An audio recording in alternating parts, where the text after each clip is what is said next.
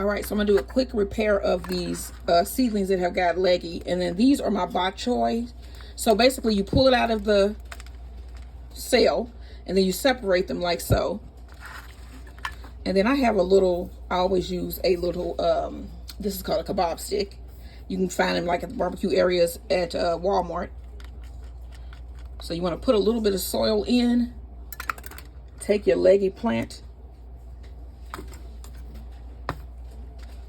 and what we're trying to do is cover up a lot of this extra stem. So you just take your plant, push it all the way down,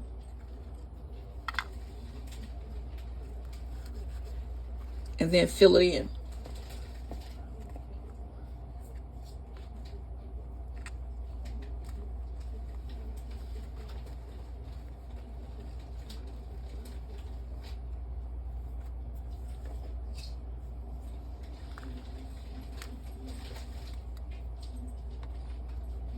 All right, there you go.